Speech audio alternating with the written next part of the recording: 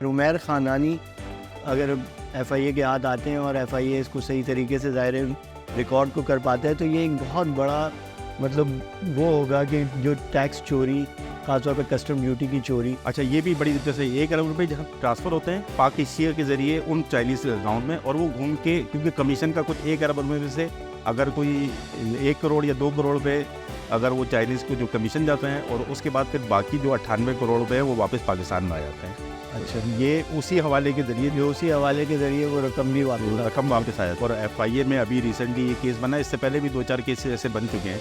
لیکن ہوتا یہ ہے کہ اس میں کیونکہ وہ بڑی بڑی کمپنیز، بڑے بڑے ڈپارٹمنٹل اسٹورز، بڑے بڑے جو ہے وہ بوتیکس اس میں جو ہے یہ سب انوالو ہوتے ہیں.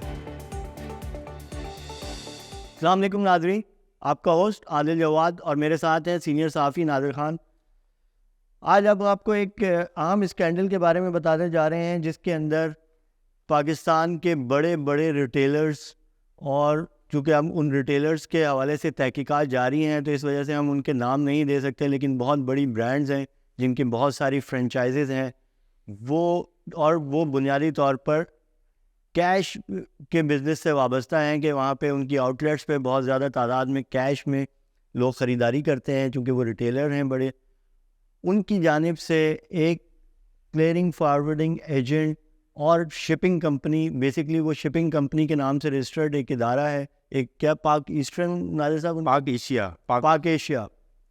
پاک ایشیا شپنگ کمپنی کے نام سے، جو کہ فریٹ فارورڈر ہیں بنیادی طور پر، اور وہ امپورٹ میں بھی جو امپورٹرز کو جو ہے ان کے لیے کلیئرنگ ایجنٹ کے طور پہ بھی کام کرتے ہیں، اور بنیادی طور پہ ان کے پاس شپنگ کمپنی کا بھی لائسنس ہے، پاک ایشیا شپنگ کمپنی.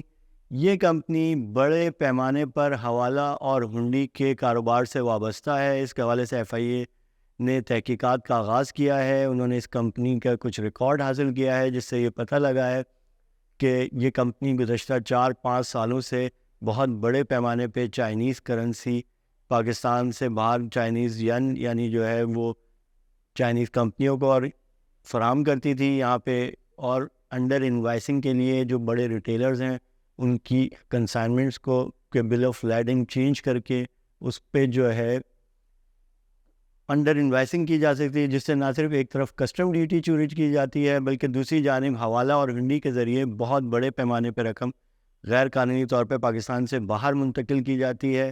نادر صاحب، اس حوالے سے آپ کے پاس کیا اطلاعات ہیں؟ اس کمپنی، ایک کمپنی پاکستان کی کمپنی ہے اور ایک چائنا کی بھی کمپنی بتائی جا رہی ہے جو اسی طرح اس کو فیسیلیٹیٹ کر رہی ہے اس غیر قانونی کام کو.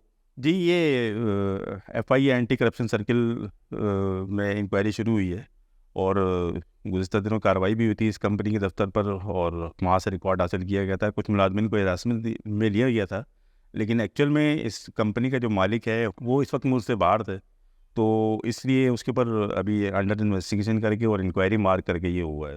تو یہ پاک ایشیا جو ہے ایک بڑی گروپ آف کمپنیز ہے، اور یہ ایکچوئل میں تو فریٹ فارورڈنگ کا ان کا کام ہے، لیکن انہوں نے امپورٹ اور ایکسپورٹ کا لائسنس بھی حاصل کر کے رکھا ہے.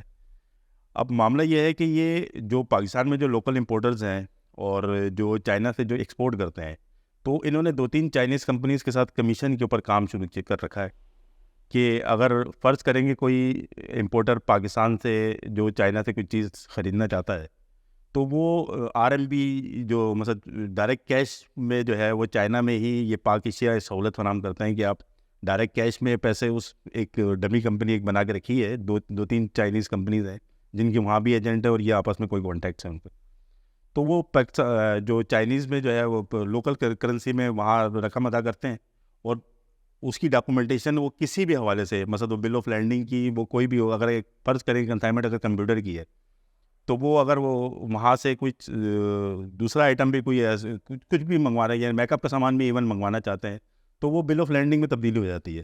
بل آف لینڈنگ میں تبدیلی ہوتی ہے، اور یہاں ڈمی جو ہے وہ بل آف لینڈنگ جو ہے وہ کمرشل بینک میں جمع ہوتا ہے، اور یہی کمیشن جو ہے وہ چائنا کی کمپنی کو بھی مل رہا ہے اور یہی پاک ایشیا کمپنی کو بھی مل رہا ہے. اور اس میں انڈر انوائسنگ ہوتی ہے. جب پہلی دفعہ میں جب ایک کنسائنمنٹ کی جو بل آف لینڈنگ بنتی ہے اس میں سر یہ بہت کمپلیکیٹڈ ہے، لیکن مجھے اس میں سیدھا سے یہ ہے کہ آپ نے ایک پاکستانی کمپنی یا پاکستانی ریٹیلر نے لیٹ سپوز کہ چائنا سے کوئی گارمنٹس کی کنسائنمنٹ بالکل کے لیے انہوں نے 10 ارب روپے پے کرنے ہیں وہاں پہ. ٹھیک ہے. ٹھیک ہے, انہوں نے 10 ارب روپے پے کرنے ہیں تو وہ وہاں پہ 10 ارب روپے پے کر دیتے ہیں, پے کر دیتے ہیں. حوالہ اور ہنڈی کے ذریعے جو رقم بھیجی جاتی ہے. بالکل. اور اس کے بعد جو ہے وہ ایک مڈل کمپنی ہے, یعنی جو فریٹ فارورڈر ہے چائنیز کمپنی, بالکل. وہ کمپنی جو ہے وہ فیسیلیٹیٹ کرتی ہے اس امپورٹر کو پاکستانی کمپنی یعنی پاک ایشیا کے ساتھ ان کا کانٹیکٹ ہے, اور وہ فیسیلیٹیٹ کرتی ہے اور وہ بل آف لینڈنگ کو چینج کرا دیتی ہے. اور 10 ارب روپے کا آئٹم کو 1 ارب روپے لے جاتے ہیں. 10 ارب روپے کے آئٹم کو 1 ارب روپے کا شو کیا جاتا ہے, تاکہ جب وہ ڈیوٹی جب یہاں پہ جو کسٹم ڈیوٹی پے کی جاتی ہے تو وہ 1 ارب روپے کی جاتی ہے. بالکل. اور اس 1 ارب روپے کے عوض میں وہ رقم جو ہے وہ ٹرانسفر کر دی جاتی ہے. اچھا, یہ بھی بڑی جیسے 1 ارب روپے جہاں ٹرانسفر ہوتے ہیں پاک ایشیا کے ذریعے ان چائنیز اکاؤنٹ میں, اور وہ گھوم کے کیونکہ کمیشن کا کچھ 1 ارب روپے میں سے اگر کوئی 1 کروڑ یا 2 کروڑ روپے اگر وہ چائنیز کو جو کمیشن جاتے ہیں, اور اس کے بعد پھر باقی جو 98 کروڑ روپے ہیں وہ واپس پاکستان میں آ جاتے ہیں. اچھا, یہ اسی حوالے کے ذریعے وہ رقم بھی واپس آ جاتی ہے. بس ایک سرکل گھوم رہا ہے پیرالل بینکنگ کے ذریعے. پیرالل پاکستان آتی ہے یا دبئی میں دبئی جاتی ہے, کہیں پہ بھی وہ, لیکن وہ جو ہے پاکستان واپس اس امپورٹر کو مل جاتی ہے. اور یہ اس طرح کے جو ہے ڈفرینٹ, یہ اس کو ٹریڈ بیسڈ بزنس کہا جا رہا ہے, یہ ٹریڈ بیسڈ حوالہ ہے. یہ ٹریڈ بیسڈ منی لانڈرنگ کا ایک طریقہ کار ہے جو پاکستان میں کئی عرصے سے رائج ہے, اور اس کے حوالے سے FIA, کسٹم, FBR کا کام ہے ان کی مانیٹرنگ کرنا. اور FIA میں ابھی ریسنٹلی یہ کیس بنا, اس سے پہلے بھی 2-4 کیسز ایسے بن چکے ہیں. لیکن ہوتا یہ ہے کہ اس میں کیونکہ وہ بڑی بڑی کمپنیز, بڑے بڑے ڈپارٹمنٹل اسٹورز, بڑے بڑے جو ہے وہ بوتیکس, اس میں جو ہے یہ سب انوالو ہوتے ہیں. سپر اسٹورز ٹائپ کے انوالو ہوتے ہیں, جہاں پہ کیش کا بہت زیادہ ہینڈلنگ ہے, چونکہ ان کے کسٹمرز انہیں کیش پہ پے کرتے ہیں, اور وہ ظاہر ہے وہ اکاؤنٹ فراڈ نہیں ہوتا, وہ جتنا شو کریں FBR میں اتنا ہی ہوگا. بالکل. لیکن ایکسپورٹ اور امپورٹ میں تو ظاہر سی بات ہے ان کو مثلا دستاویزات کی صورت کرنی پڑتی ہے, لیکن دستاویزات میں یہ جال سازی جو ہے پاک ایشیا ان کو سہولت فراہم کر رہا ہے, اور وہاں پر انہوں نے چائنیز کمپنی کے ساتھ جو ہے وہ رابطے رکھے ہوئے. لیکن بہرحال کیونکہ یہ بعد میں ہوتا ہی ہے عموماً کہ FBR, کسٹم اور FIA میں یہ کیسز بنتے تو ہیں, ہم نے ماضی میں بھی دیکھے 1-2 سال کے اندر اس طرح ٹریڈ بیس منی لانڈرنگ کے اوپر بڑے بڑے ہاہاکار مچی. لیکن ہوتا یہ ہے کیونکہ ڈپارٹمنٹل اسٹور اور بڑی بڑی کمپنیز انوالو ہوتی ہے, جب یہ کمپنیز انوالو ہوتی ہیں ظاہر سی بات ہے ان کی اثر و رسوخ بھی زیادہ ہوتے ہیں, تو پھر وہ FIR جو ہے وہ جھاگ کی طرح بیٹھ جاتی ہے. تو اب لیٹس دیکھتے ہیں سی کے مقصد یہ ان کو ہے یہ FIR میں اس میں جو ہے یہ پاک ایشیا کمپنی کے بتاتے جاتے ہیں. حمیر خانانی کوئی خانے ان کے اونر ہیں, اور سائمر ٹریڈ ٹاورز میں ان کا آفس ہے. بالکل. تو یہ جو ہے یہ بنیادی طور پہ یہ اصل اس کو فیسیلیٹیٹ کر رہے ہیں, اور یہ بنیادی اس میں کی ہیں. بالکل. اس میں مطلب اس کے جو مین اہم کردار یہ ہے, اگر عمیر خانانی اگر FIA کے ہاتھ آتے ہیں اور FIA اس کو صحیح طریقے سے ظاہر ریکارڈ کو کر پاتے ہیں, تو یہ ایک بہت بڑا مطلب وہ ہوگا کہ جو ٹیکس چوری, خاص طور پہ کسٹم ڈیوٹی کی چوری, اور حوالہ ہنڈی کا, کیونکہ پاکستان سب سے زیادہ چائنا سے ہی امپورٹ کرتا ہے, پاکستان کا سب سے بڑا جو امپورٹ بل ہے وہ چائنا کو ہی ہے, وہ یعنی پاکستان کو چاہیے ہوتے ہیں.